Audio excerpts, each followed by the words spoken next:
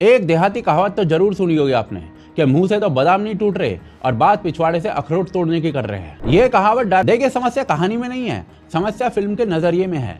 समस्या इस बात में है कि युद्ध को किस सोच के साथ दिखाया जा रहा है। निर्देशक ने कहानी को जिस तरीके से पेश किया है वो जमीन की सच्चाई से कटा हुआ है। फिल्म बार बार पाकिस्तान की असली हकीकत से ध्यान हटाकर एक ऐसा फ्रेम बनाती है जिसमें भारत और पाकिस्तान लगभग बराबर दिखते हैं। मानो 1971 में जो हुआ वो बस हालात की मजबूरी थी और दोनों तरफ एक जैसी पीड़ा थी। फिल्म में पाकिस्तान की सेना का नरम और इमोशनल रूप दिखाया गया है। ऐसा दिखाने की कोशिश की जाती है कि दोनों तरफ सिर्फ सैनिक थे, दोनों अपने अपने हालात के शिकार थे और बस किस्मत ने उन्हें आमने सामने खड़ा कर दिया था। और ये वही बस पुरानी अमन की आशा वाली सोच है जिसमें दुश्मन को साफ साफ दुश्मन कहने में भी झिझक होती है। और भाई साहब, बात यहीं पर नहीं रुकती है। फिल्म में पाकिस्तानी ब्रिगेडियर के किरदार को जिस तरीके से पेश किया गया है वो और भी प्रॉब्लमेटिक है। उसे एक्सट्रीमली संवेदनशील दिखाया गया है।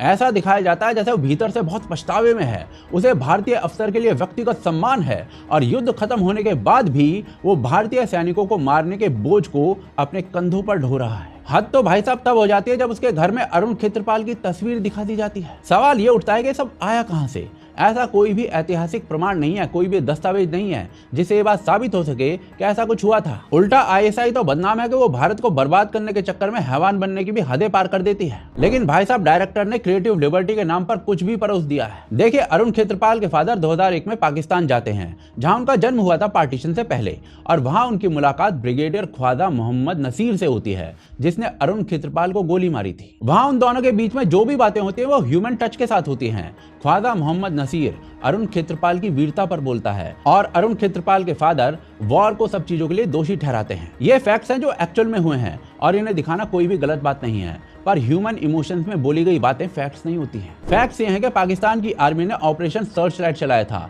जिसमें अनुमानित 3 से 30 लाख आम आदमी मारे गए थे और लगभग 4 लाख महिलाओं का बलात्कार किया गया था। यह सब पाकिस्तान की आर्मी ने इन छोटी हाइट वाले काले रंग के बांग्ला बोलने वाले लोगों को इंफीरियर समझते हुए किया था। और यही बात फैक्ट है, वो नहीं जो अरुण क्षेत्रपाल के फादर ने ह्यूमैनिटी के चलते बोल दिया। और मैं इस बात को पूरी तरीके से समझता हूं कि फिल्म के अंदर आप वो घटना दिखा रहे जो एक्चुअल में हुई है, लेकिन जब उस ह्यूमैनिटी को दिखाने के चक्कर में आप पाकिस्तान की आर्मी को ही ह्यूमनाइज कर देते हो जिन्होंने उस समय का सबसे बड़ा जेनोसाइड किया था और वो भी 270 दिनों तक लगातार, तो भाई फिर तो आपकी फिल्म पर सवाल उठेगा ही। 21